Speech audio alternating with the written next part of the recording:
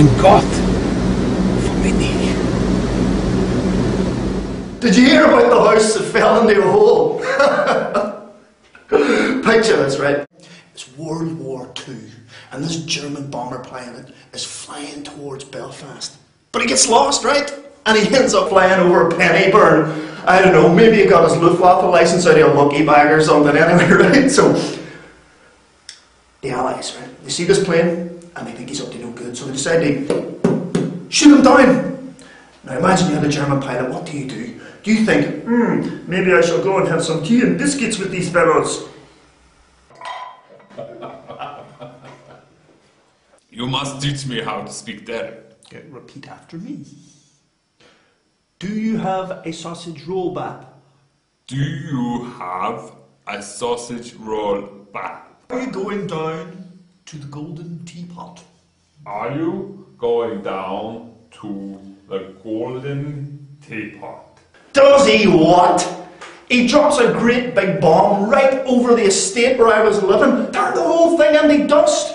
When the bomb hit, it blew a 45-foot hole in the ground, and my house fell into it. It fell into it! Now, my mammy was coming down the stairs, and she had, you know, the wee Wayne in her arms, and me and my daddy were in the living room.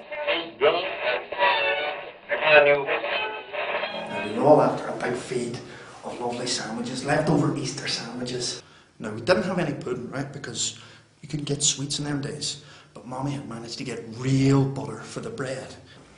My cousin Benedict had brought it over the border from Donegal. Now, he had to smuggle it over in his underpants to get it past the customs officer.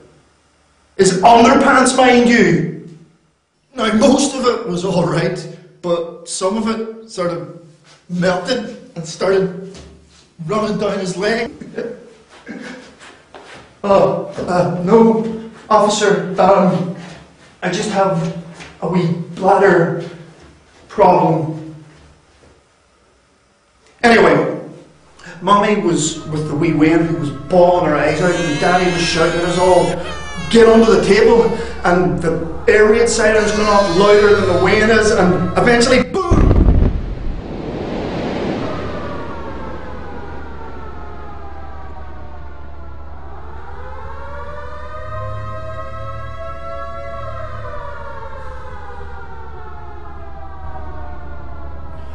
It was the loudest noise I had ever heard in my life.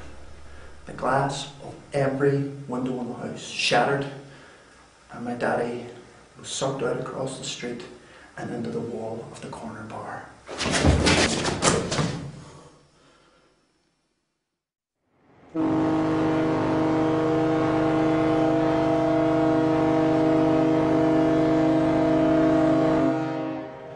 I survived, but, well, there was no one left to mind me anymore, so I had to move to England to live with my uncle.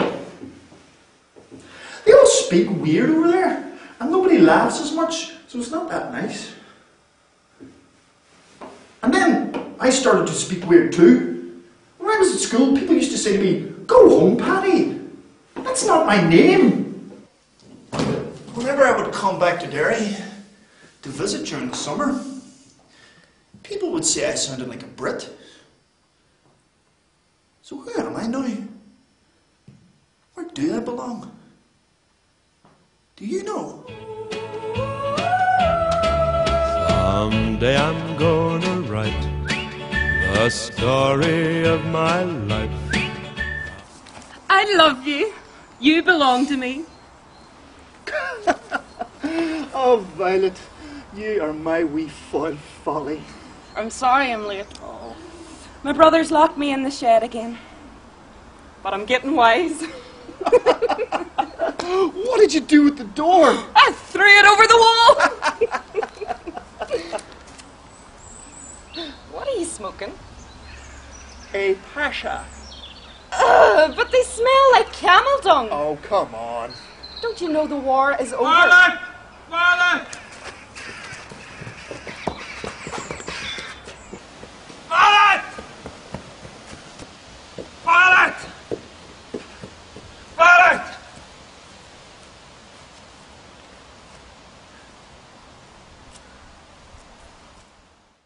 If we get married, we could be together. But where will we go? You could move back here. Quick, he's gone. There's one thing left to do before my story's through.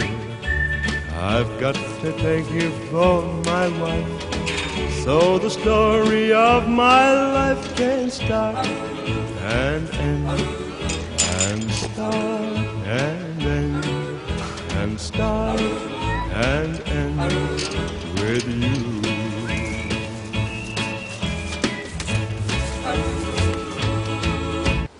But the war's over. My cousin says there's no jobs here anyway. I can get a job in Tilly's. No wife of mine is going to work, least of all in a shirt factory. But I don't want to leave here. Yous Catholics are always saying, get back to England, you proddy. But this is where I'm from. My mommy was born here and my grannies were born here. So, it's Derry we'll live then. Maybe not. Maybe we'll live in Londonderry.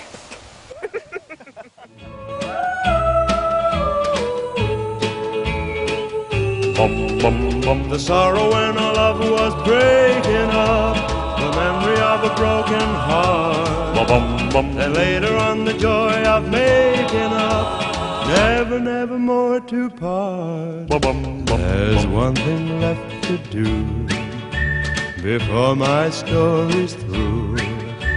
I've got to take you for my wife, so the story of my life can start and end, and start and end, and start and end with you.